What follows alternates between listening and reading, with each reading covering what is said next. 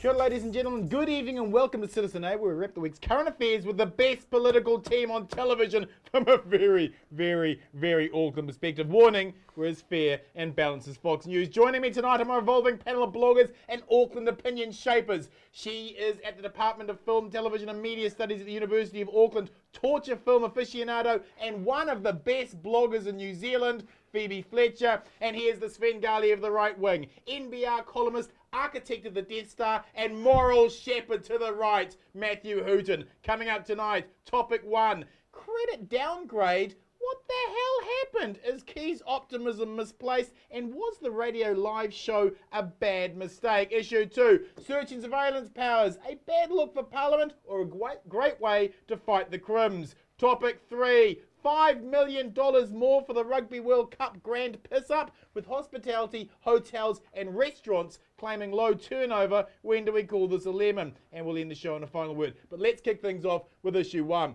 Tuesday last week, Key was braying like a donkey in Parliament how wonderful he was and how wonderful the economy was. By Friday, the country's credit was downgraded. Apparently, borrowing for tax cuts doesn't work so well. How vacant does John Key's aspiration look now? Phoebe, this is the third time under a national government that the credit has been downgraded.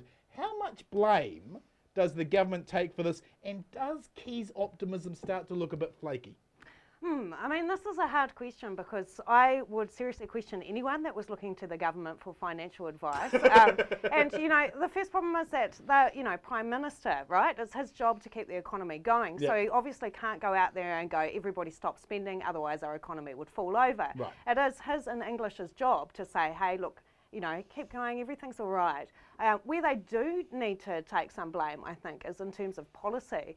Because while you would expect that kind of optimism, you would also expect to see some solid policy reforms that are going on there. And all we've had is talk of privatisation, which again, kind of, you know, this idea that mum and dad investors will take up the shares, leaving potentially, if it's open for foreign ownership, very little control for New Zealand companies, New Zealand taxpayers.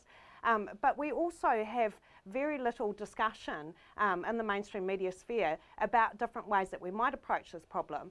So, for example, we had Mana propose the Hone Heke tax. Now, that is called the Tobin tax in the UK. There have been huge reports. EU's doing a lot of work on it? On the EU, and we've also had Bill Gates come out and say that he supports a financial transactions tax. Right. So I think we do need to see much more serious debate around the way that we could use policy to you know, mitigate some of the effects of the global recession. Sure. Matthew, National point to the ratings agency support for their policy and still claim it's all Labour's fault for a decade of overspending, which, you know, look, there's a lot of argument for that. But shouldn't English have seen this downgrade coming, especially as Alan Bollard had just met the agencies?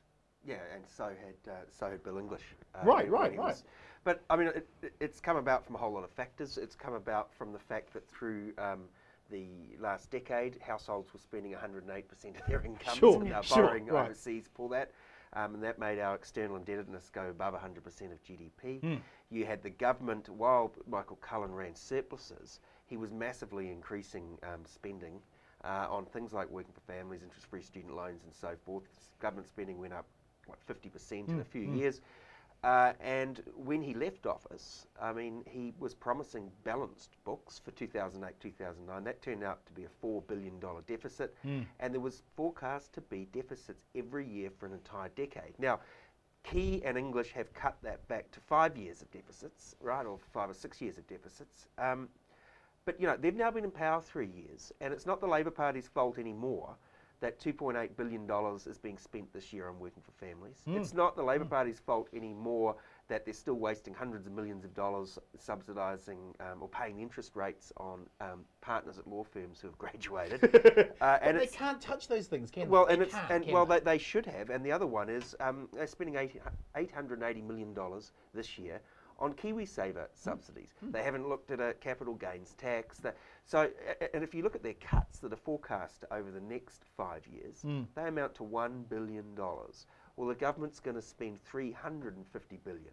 So their big cuts amount to 0.3% of the government's total budget. Well, you can't blame Cullen for overspending. Well, you can, but you can't then blame them entirely if you've kept overspending too, because they should be against those policies as a centre-right government. Yeah. Phoebe, every negative quote about the credit downgrade ever spoken by National will now be back to haunt them. But the Rugby World Cup has all the public's attention. National is still Teflon here, aren't they? Well, I think most of the country has been down Dan Carter's pants, really, for the last few days. I mean, it is difficult to get any media coverage under this kind of environment. And Matthew, I would, contest some of the things that you say, and that, we now have a quarter of New Zealand children in poverty, and all we are coming up with is these ideas that we need to cut more social services. Well, working when for we're actually families borrowing to give tax cuts to the rich. Working for families doesn't go to poor people. But it makes middle class. It makes middle class people feel middle class. So you can't say that $2.8 billion but working for is doing families anything to stops help that child poverty. That kind of gap increasing between the poor and the rich, which we have seen increasing well, exponentially no, it makes it in New worse Zealand. because the people who are unemployed, people who aren't in the paid workforce for whatever reason can't get working for families. So, I mean, it was, as we talked last time, it's a sinister policy designed to win votes. It is designed to win votes in that sort of 70,000 to 180,000 a year bracket where Labor traditionally doesn't get votes, and they just handed out money to that middle class. National Party cheerleader and New Zealand Herald political commentator John Armstrong says the credit downgrade is game on, and that it casts a big shadow over National's claim to be the most competent manager of the economy. Will Kevin Taylor be removing John from the Christmas card list? Well, I think John Armstrong is wrong because I don't think that the general New Zealand population has much interest in what Standard & Poor's and Fitch has to say, especially after the credit crisis and their role in that and the ratings that they gave to people like the Lehman Brothers. So I'm not sure that many people have a whole lot of regard for that. Plus, I mean, these ratings agencies have downgraded the United States, they've downgraded most of Europe. Italy, So I don't see it's a game changer at all. Especially, in fact, National did a very tricky little thing in Parliament this week because Gough was going on in Parliament about the ratings agencies, and Bill English said, "Well, I don't let the rating agencies run this country. government. We make our judgments what's in the best interest of New Zealanders rather than the ratings agencies." Good spin, isn't it? Poor old Gough was in the situation of defending the New York bankers against Bill English.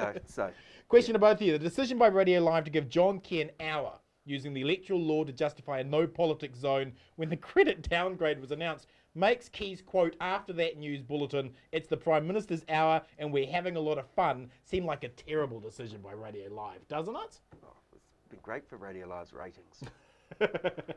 But in terms of their broader mandate to be a broadcaster during an election. Well, they don't have that mandate. It's a private radio station. But they're still covered by the BSA. Well, and I'm sure if Phil Gough wants an hour, they'll give him that. But they didn't offer him. Well, he should ring and ask. They have. well, he can't. Unfortunately, Phil Gough stuffed this up a little bit. We do say that a lot on this program, don't we? Phil Gough, because he says he would have gone on if he'd been asked. Then he says, "Well, I wasn't asked, but I'd like to go on because I really enjoy going on."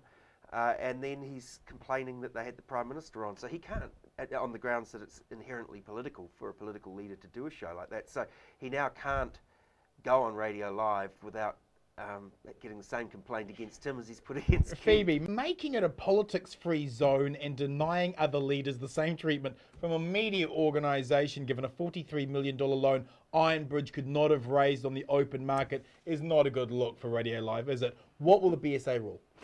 I mean, this is very tricky because they positioned him as a DJ in order to get around the Electoral Commission rules. But if I can, I just would like to take up a couple of points that Matthew just said. Please do. Because he kind of hit me with a jackhammer there. Oh, he's good. He's Mr. Smooth. He's Mr. Smooth. And that, for Standards & Poor's, okay, the idea that they're ignoring them, this has been the people that John Key has been holding up as, our ability to get a good credit rating in the media for like the last year or so. Also, in terms of the way that this affects us, affects our exports. We've been holding on to construction as being our major industry. We know just this week that construction is massively down. Christchurch is not going to be the same thing that carries us through. And we're looking at the US teetering on the brink of a double dip recession. We've got major movements within the Eurozone. I don't think it's just a matter of we can't act by ourselves. But no, if I can just respond to the Radio Live stuff. Of course it was political, right? You know, who was he interviewing? Richard Branson, okay? So we had an aspirational talk about what do you think is going to happen with the economy. That's not political, okay? We had Richie McCaw, okay? We've got rugby legend. That's not politics, that's sport. And Peter Jackson, okay? Of course it's absolutely political. And, you know, the thing is that this is part of the problem with private media ownership. And I think that Claire Curran kind of got slammed a little bit by Brent Impey in the Radio Live discussion that they had about the $63 million loan, which was not, $43 million loan, which is not technically a loan. It was allowing them a longer time to pay it. But I mean, of course, this is part of the problem with private media companies. I mean, we've had instances where Murdoch has backed Thatcher in the past and backed people like Reagan. So this is why we need a public service broadcaster. Will Ironbridge sell will Ironbridge sell to Sky in November? I mean, that's more tricky to answer. I'd say it would be. It was a great hour of radio. Oh my God! Where else are you going to get? I mean, it's only John Key that could get on Radio Live. Branson, McCaw, Peter Jackson. So Radio Live will be delighted with that. I love how right after the news bulletin where the credit downgrade was announced, and then it's into him talking about his cat in Corro Street. You know, you couldn't get that anywhere else. Street. Maybe I mean, Fiji. What he Fiji said about would do Corro that. Street, he's not supposed to have any interference like that in terms of TV and said, I can, you know, I can talk to the right people and move it to 5:30. Okay, who wins, who loses in the credit downgrade? Who wins, who loses? Oh, I think everyone loses a little bit. Interest rate. I don't think interest rates will go up much, if at all. New Zealand's credit comes mainly from Australia, from the Australian banks. But they're also on a watch at the World Bank. But the good thing that has happened since the tax switch is we have started this year, is the first year in more than a decade where people are spending less than they earn. So demand for borrowing in the New Zealand economy is down a bit. So I think that it was a nice political line for National to keep saying if we get a downgrade, interest rates will go up. But now it's biting them in the arse, isn't it? Yeah, but it's probably not true. But anyway, time will tell. Interest rates in New Zealand are set by the Reserve Bank, and I can't see them raising interest rates. Who wins, who loses in the credit downgrade? Of course, we all lose. Yeah. Okay, the only countries that have had the same number of credit downgrades are countries like Mexico, and Spain. So really, this puts us in very bad company, and I think that. We need to be very careful about what's going on in the global economy because we're no longer in the kind of situation where New Zealand is just on its own and can control of its own economy. So much of it depends on exports. Thank you, panel. Moving on to issue 2. So the ability to break into our homes and spy on us by the police has been rammed through Parliament by a government that has misused urgency more often than any other government in modern political history. Phoebe, the police still claim they did nothing illegal here, yet we're told that their in-house interpretation of using loopholes in search warrants to plant spy cameras wasn't legally sound. They've asserted their current desires as facts and then put those desires into statute where the courts have to take their word for it. This is an ill system, isn't it? I think it is an ill system, and the fact that we've, got a select committee going through where we had public submissions only open for 18 hours, there were 438 submissions. Now, the impression that we're getting from the government is that this is something that lawyers agree on. It certainly is not, okay? If you take the example of surveillance following warrants, this was something that was under debate right up until November last year throughout the courts. And there are major issues around passing retrospective legislation. It actually counters the rule of law. I mean, I should clarify by saying that I'm not a lawyer myself, neither is Matthew. But the idea that there is so much debate within the legal profession, you had the Law Commission come out against these changes, should tell us that there needs to be a longer process. Matthew, the cops were caught with their pants down here, and the government are just writing law to save them from the embarrassment of finding a way to remove the unlawfully installed spy cameras, aren't they? Yeah, I mean, it's an appalling fiasco on everyone's part. That's been involved in it from the beginning. I mean, video technology is not exactly new and innovative. No. It's been around for decades, and you would have thought that the Parliament would have got around to deciding what the rules were around it. And they haven't. There was a bill before Parliament. I think Annette King, as Justice Minister, put it before the Parliament, and it hasn't progressed anywhere. And now, there's this judgment by the Supreme Court, which, for better or worse, defines what the law is. And the government was a party to that case, essentially.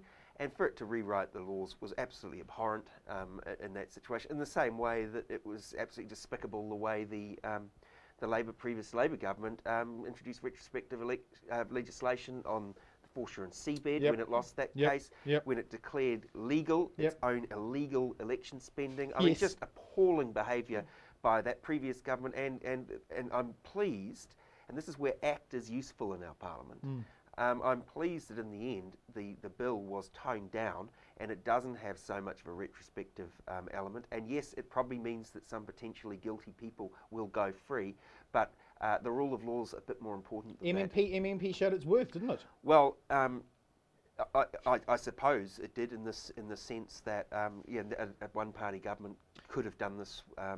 But I think there still would have been outrage, and you probably, if you go back to the first past the post days, you used to have rebels, and we don't have rebels so much in our big parties. I think the rebels are now in ACT or in Mana or the Maori Party or the Greens. Phoebe, the fallout from this temporary measure is that it forces the deeply controversial search and surveillance bill to go through quickly in the next government. Will we see it pass under urgency with no debate while the nation is on holiday in December? That's a very good question, isn't it? I suppose it depends on who gets it. But no, I would agree with Matthew in that there are some good components to MMP, but this is still not good legislation that we've had passed. And I think that there should have been some more serious consideration of, you know, for example, the Green Party's contention, the fact that you actually had lawyers backing that up as well. And, you know, many of the statements that, for example, Judith Collins has made, there are a lot of other lawyers that would contest. I mean, it's a very difficult situation because you've got this. This was the last week of Parliament. That's right. Parliament may not sit until next year. Conceivably, if the elections, close, but you know it could be close. It could be close, and maybe then there'll be coalition negotiations through to Christmas or beyond. I mean, and I guess there were some issues, and the police put their hand up and said we need this law changed. But you know, frankly, the authorities of the estate should be better organised than this, and they should anticipate these problems. It's been sitting there for 3 years, Yeah, though. that's It's not like it needs to be rushed through right at the end of the term. Matthew, based on mere suspicion, the police are able to get a search warrant and now claim that the search automatically means they have a right to plant spy devices. We are very far down a slippery slope here, aren't we? No, we're not. You go to the courts, you get a warrant to spy on people, and you spy on them. And I think the issue is our law never keeps up with technology. So it's been legal for the police to spy with binoculars. It's legal for them to bug someone's house with audio, and for some reason the law didn't take into account the existence of television, the existence of video. It's more difficult now for the police to get a bug warrant to get into and plant a bug than it is for them to be able to spy on you. Look, there's times when the police in serious situations will want and need to spy on people, and there's a procedure. And I don't get too upset by the type of technology used. I mean, it's just as bad they look at you through the windows with binoculars. But on mere suspicion, they're able to bug. And they have to convince a judge, a low-ranking bureaucrat. Procedure. I mean, I don't think that it would be sensible to say that the police should not be able to use video technology. No. I think we all accept. But the point is that a lot of these provisions were already there under Section 30 of the Evidence Act. So this is actually not something that they needed to legislate for. This is something that they've pushed through that gives them far more wide-ranging powers than they had before, which is what the debate is about. And it actually counters, the Bill of Rights Act, 1990. Well, we can see in 6 months, and hopefully there is a proper debate, and I think it would be appalling if it was dealt with under urgency. Question to both of you. Why should other state agencies like the Pork Board and ACC have these spy powers expanded to them? And is a minister's signature enough of a safeguard for those agencies when John Key signed off on the BMW 6 times and still claims he doesn't know what the hell that was about? Is that a good enough safeguard? The Pork Board, I thought we abolished them. Well, no, they still exist. Under the Search and Surveillance Bill, these powers were expanded. Look, it's a civil libertarian issue, and I mean, Parliament is supreme in New Zealand, and these powers have existed for a while in Labour and national governments, and people can vote for people who are against them if they want, but people don't. But you don't think the Pork Board needs these powers, do they? I don't think the Pork Board should exist. Who are they spying against? Vegetarians? No, I suppose vegans. Vegans and militant vegans, is it?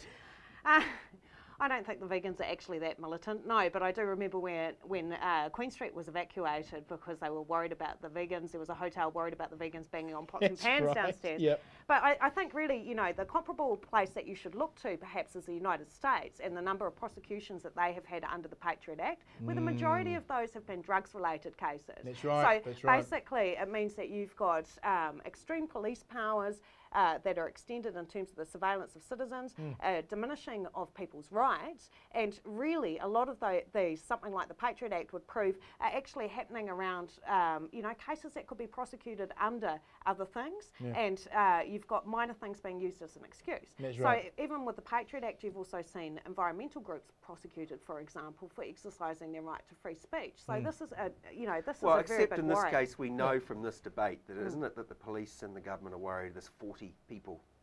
So, no, 229 cases, people, 40 cases, you know, well, that they're illegally spying it's on not right now. like it's legal now, isn't it? Well, no, that's right. You know, it's not like, law. it doesn't sound to me that that's massive abuse of these powers when you're talking numbers like that. 229 Well, people? you know, At least in 3 years. there's 229 bad people in this country, I'm pretty convinced of. Who wins, who loses by ramming through spy powers like this, Phoebe? I think we all lose, because the point with select committees not sitting under urgency is that we need to have well-constructed laws that protect our people, that also protect our people against criminals, as Matthew says, but we may see a rise in surveillance as it becomes more commonplace after this bill. Chris Finlayson should be a little embarrassed, shouldn't he? Yeah, and he was embarrassed even when he announced it, and I can't believe he genuinely... I think he was probably put up to this by poll data or something. I don't believe that someone like Chris Finlayson would have supported this. And he's normally a pretty smart guy. Yeah, look, and it was just such a botch-up that they reached for an extreme solution, and the big winner, and it's surprising, I think, is Parliament in a way, and MMP, because the system, you know, there was the modification, and Rodney Hyde, because it was actually Rodney Hyde that stopped this bill going through in the end, and we should talk about the ACT Party. Oh, we will. We will in a moment. Thank you, panel. Moving on with issue 3 tonight.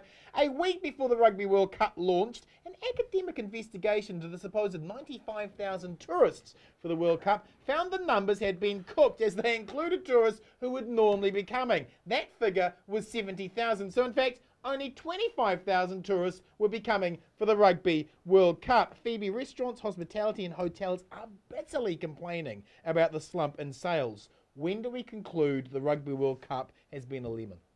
I mean, I think that these things weren't properly assessed in the beginning. There is a whole discipline, for example, into the architecture of how you move people.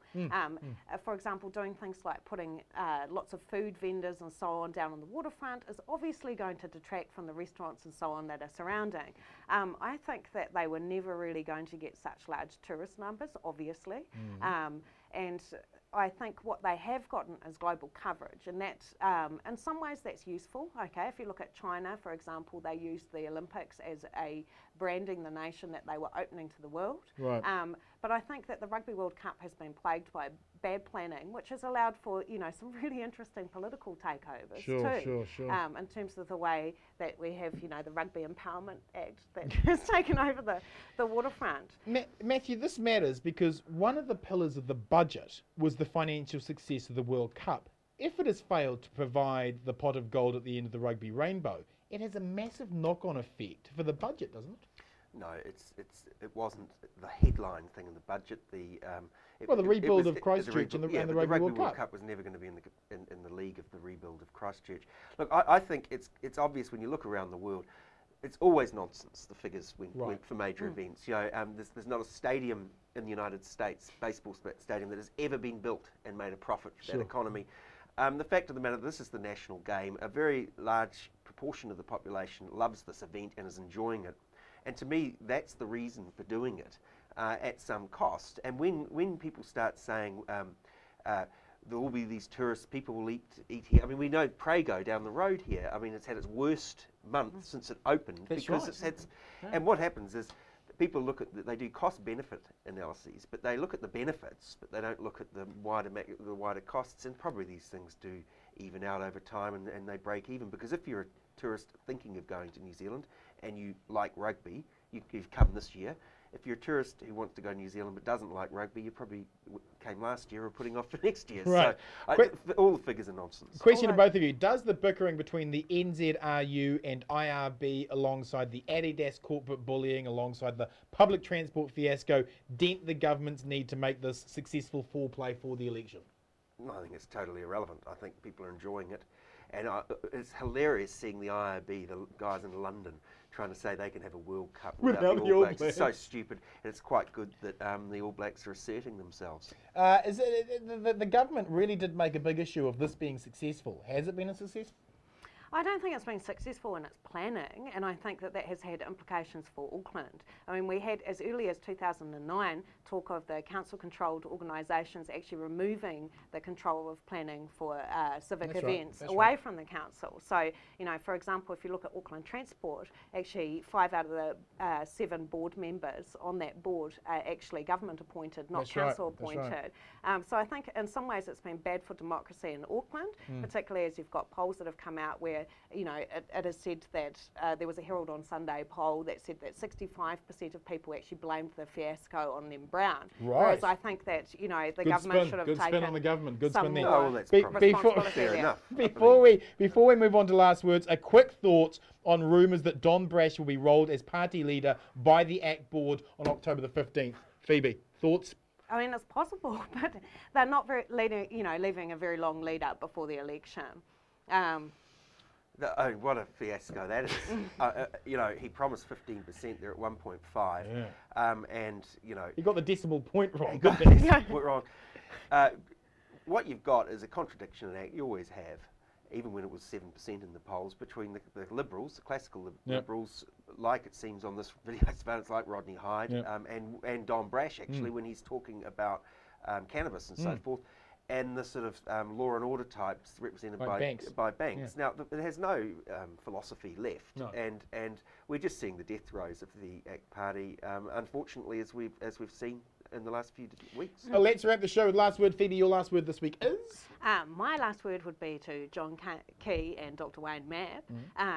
Last week we had the revelation that troops in Afghanistan were involved in combat, but also not involved in combat. Yet again, we have another kind of sort of explanation that has come out regarding our involvement in international wars. I think given the release of Nikki Hager's book, Other People's Wars, we really need some kind of serious public debate over what our military are actually doing in Afghanistan and whether that is in New Zealand's national interest to be aligning with that. Matt, your final word this week is? Well, I think that we've got a strange situation, and we talked about the Radio Live, where the government is at 57% on the TV3 poll, largely through smiling and waving and not doing things that are necessary, like some proper fiscal restructure, and it's all working for them. And you've got this increasingly angry and bitter Labour Party that keeps saying it's not fair, it's not fair. John Key should stop doing popular things and start doing unpopular things, and then we can attack him. Well, I would have thought there's a fantastic opportunity for Labour, if it is true that there is a leadership void in New Zealand, and to some extent there is, why don't they fill it rather than moaning about John Key? Because he's not going to change his strategy when he's 57% in the polls. Very well said. Thank you, Maggie. Thank you, Phoebe. Ladies and gentlemen, my final word. John Key's attempt this week to blame the Labour Party for a man's attempted self-harm in Parliament is a new low, even for Parliament. Yelling, "It's your fault, it's your fault," while making a throat-slashing gesture at Phil Goff as a man with mental health issues dangled from Parliament's balcony is the sort of ravings one expects from a meth addict on a bender, not the political leader of a country. Topping the shit cake off is Key's excuse that he was actually talking about Labour's criticism of his overspending on the Diplomatic Protection Service. What could justify making a throat-slicing gesture at Phil Goff for an event that has all the implications of an attempted suicide if the guy had actually fallen? What a lovely little piece of work our Prime Minister is when he's caught off guard. If you like tonight's show, please join our Citizen A Facebook site and connect with other like-minded news citizens, and follow me on my Citizen Bomber Twitter and Facebook page. Thanks for watching, whānau. Good night, Aotearoa.